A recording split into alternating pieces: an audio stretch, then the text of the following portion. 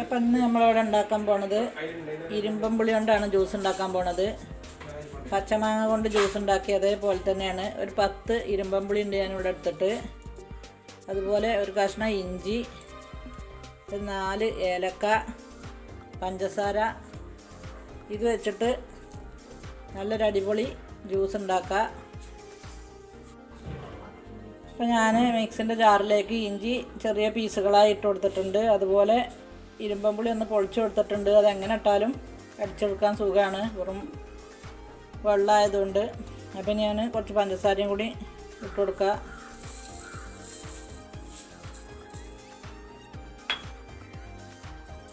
ഏലക്ക ഇട്ട് കൊടുക്കുന്നുണ്ട്.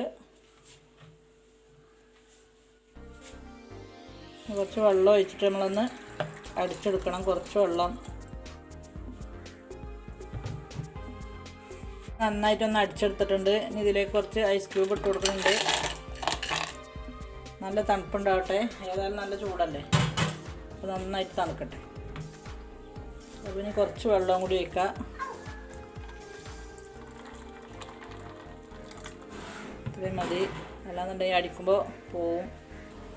ഇതിപ്പോൾ ഞാൻ നന്നായിട്ടൊന്ന് അടിച്ചെടുത്തിട്ടുണ്ട്. ഇനി ഞാനത് അരിച്ചിട്ടൊന്ന് വരാം. എന്നിട്ട് നമുക്കത് ഗ്ലാസ്സിലേക്ക് ഒഴിക്കണം. അപ്പോൾ ഇതൊന്ന് അരിച്ചെടുക്കാം.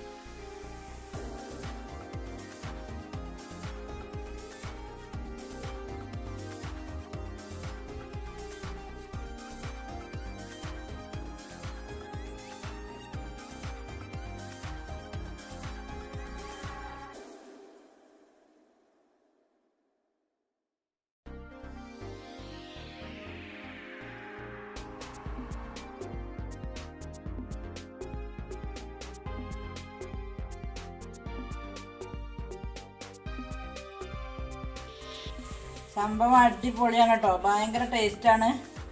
അപ്പോൾ എല്ലാവരും ഇന്ന് തന്നെ ഓർക്കാപ്പുളി ഉണ്ടെന്നുണ്ടെങ്കിൽ ഉണ്ടാക്കി നോക്കുക. 2 പച്ചമുളകും കൂടി ഇതിലേക്ക് ഇട്ടാൽ ഉഷാറായി. അതിൻ്റെ ടേസ്റ്റും കൂടി വന്നു കഴിഞ്ഞാൽ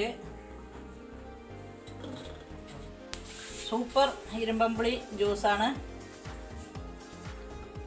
ഞങ്ങളുടെ നാട്ടിൽ ഇരുമ്പൻപുളി എന്നും പറയും, ഓർക്കാപ്പുളി എന്നും പറയും, രണ്ടും പറയും.